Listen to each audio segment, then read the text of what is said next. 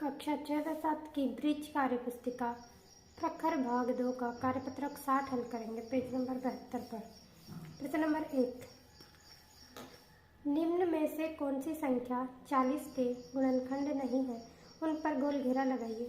तो यहाँ पर हमें जो 40 के गुणनखंड नहीं है अर्थात जिन संख्याओं का भाग 40 में नहीं जाता है उन पर गोल घेरा लगाना है।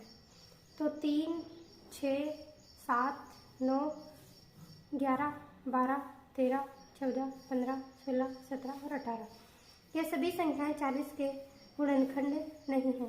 इन सभी संख्याओं का भाग 40 में नहीं जाता है। प्रश्न नंबर 2, सही विकल्प पर सही का निशान लगाइए।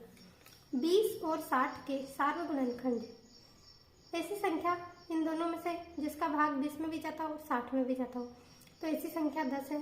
तो ये 20 और 60 के सार्वगुणनखंड कहलाएगी 10। 16 और 24 के सार्वगुणनखंड, तो 4 का भाग 16 में भी जाता है और 24 में भी जाता है, तो 4, 16 और 24 के सार्वगुणनखंड है। 22 और 44 के सार्वगुणनखंड, तो 22 और 44 दोनों में 11 का भाग जाता है, तो 22 और 44 का सार्वगुणनखंड है 11।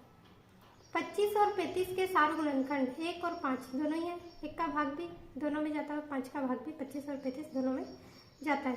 प्रश्न नंबर 3, नीचे दिए गए प्रश्नों के सही विकल्प पर सही का निशान लगाइए। इनमें से कौन सा 140 का गुणनखंड है? तो यहाँ पर हमें से 140 का गुणनखंड पूछा है, तो इन सभी में से ऐसी संख्या जिसका भाग 140 में जाता है वो 40 के गुणनखंड 140 के गुणनखंड कहलाएगी। तो 28 140 का गुणनखंड है। प्रश्न नंबर 6, इनमें से कौन सी संख्या 555 का गुणनखंड है? तो यहाँ पर 5 ऐसी संख्या है जिसका भाग 555 में जाता है, तो ये इसके गुणनखंड कहलाएगी 5। प्रश्न नंबर 11, इनमें से कौन सा 276 का गुणनखंड नहीं है? यहाँ पर हमसे गुणनखंड नहीं है ऐसा पूछा है, तो 33 276 का गुणनखंड नहीं है।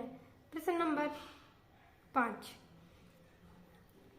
नीचे दी गई संख्याओं के गुणज और गुणनखंड लिखे। तो यहाँ पर हमें संख्या दे रखी है 12, ये हमें उदाहरण दिखा रखा है। तो 12 के 5 गुणज है 12, 24, 36, 48 और 60। और गुणनखंड, गुणज के लिए हम 12 का गुणा 1 से, 2 से, 3 से, 4 से और 5 से करेंगे, तो 12 के गुणज आ जाएंगे। और गुणनखंड वे संख्याएं होगी जिन संख्याओं का भाग 12 में जाता है, तो 1 का भाग जाता है, 2 का, 3 का, 4 का, 6 का और 12 का, ये सभी 12 के गुणनखंड है। इसी प्रकार से हम 25 के 5 गुणज निकालेंगे और गुणनखंड निकालेंगे। तो 25 के 5 गुणज है 25 से कम 25, 25 2 50, 25 से 75, 25 चौको 100, 25 पंजे 125। 1, 2, 3, 4 और 5 से गुणा करके हमने 25 के गुणज निकाले हैं। और 25 के गुणनखंड है 1, 5 और 25 गए।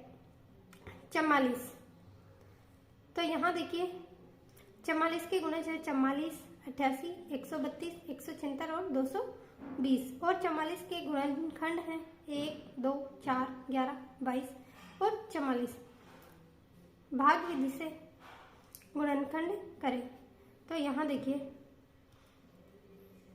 2 का भाग हमने 128 में दिया तो कितनी बार गया 114 बार।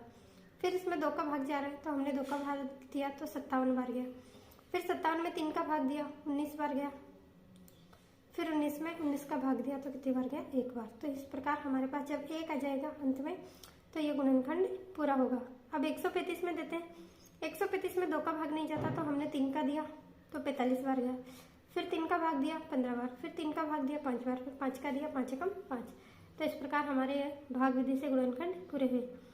225 में 5 का भाग दिया 45 बार। फिर 5 का दिया 9 बार। फिर 9 में 3 का दिया 3 बार और 3 में 3 का दिया 1 बार।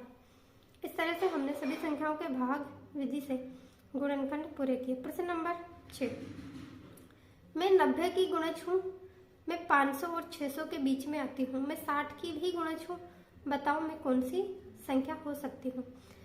तो हमें 90 और 60 ऐसी संख्या, दोनों संख्याओं की गुणज हो, मतलब जिस संख्या में 90 का भी भाग जाता हो और 60 का भी भाग जाता हो और वो संख्या 500 और 600 के बीच में हो तो ऐसी संख्या है 540। प्रश्न नंबर 7, मैं 60 की गुणज हूँ, मैं 500 और 900 के बीच में आती हूँ, मैं 80 की भी गुणज हूँ, बताओ मैं कौन सी संख्या हो सकती हूँ। तो जिसमें 60 का भी भाग जाता हो, 80 का भी भाग जाता हो, तो ऐसी संख्या है 500 और 900 के बीच में 720। तो इस प्रकार से हमारा कार्यपत्रक 60 पूरा हुआ।